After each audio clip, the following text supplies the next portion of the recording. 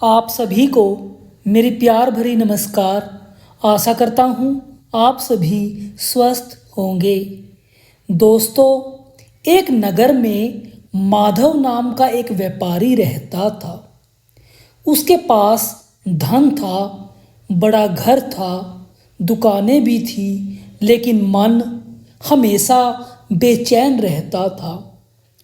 सुबह उठते ही उसके मन में यही चलता कि मेरा व्यापार और बढ़ जाए, मुझे और पैसा मिल जाए, लोग मेरी तारीफ करें, मेरे बच्चे सबसे आगे निकल जाएं।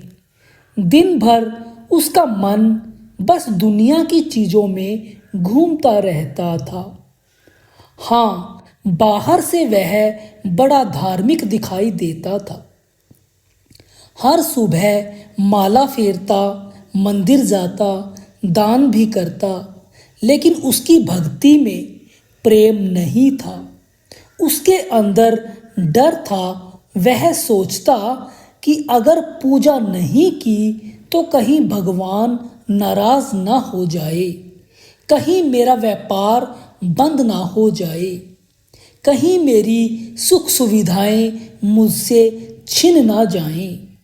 एक दिन उसने सुना कि परम संत कबीर साहिब जी नगर के बाहर नदी किनारे बैठे हुए हैं। वह तुरंत उनके पास पहुंचा। माधव ने कहा, महाराज, मैं रोज पूजा करता हूँ, दान करता हूँ, माला फेरता हूँ, फिर भी मेरे मन को शांति क्यों नहीं मिलती।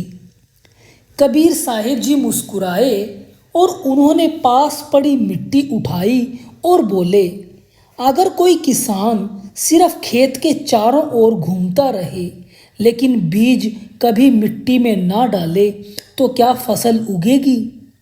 माधव बोला, नहीं महाराज। कबीर साहिब जी बोले, बस यही तेरी हालत है। तेरे होठों पर मालिक का नाम है, लेकिन दिल में संसार बसा हुआ है। माधव चुप हो गया। कबीर साहिब जी आगे बोले, तू मालिक को इसलिए याद नहीं करता कि तुझे उससे प्रेम है, तू उसे इसलिए याद करता है कि ताकि तेरी चीजें सुरक्षित रहें। फिर कबीर साहिब जी ने नदी की ओर इशारा करके कहा, देखो, उस नदी को देखो, वह समुंदर तक पहुंचने के लिए बहती है। अगर वह रास्ते के पत्थरों, पेड़ों और किनारों में ही उलझ जाए तो कभी समुंदर तक नहीं पहुंच पाएगी।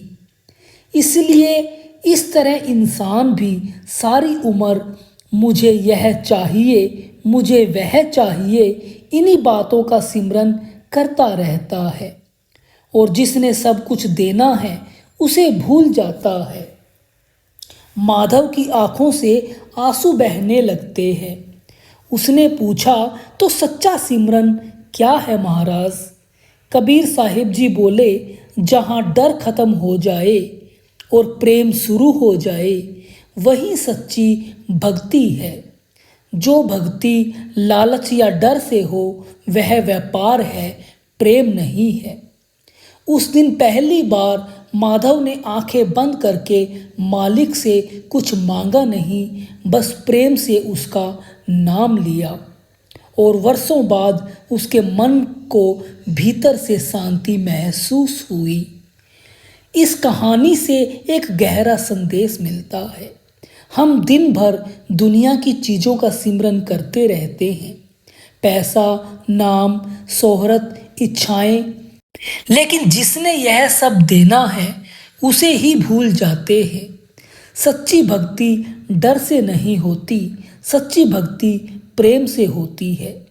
जिस दिन इंसान मालिक को पाने के लिए उसका नाम लेगा, ना कि सिर्फ चीज पाने के लिए, उसी दिन उसकी आत्मा को असली शांति मिल जाएगी।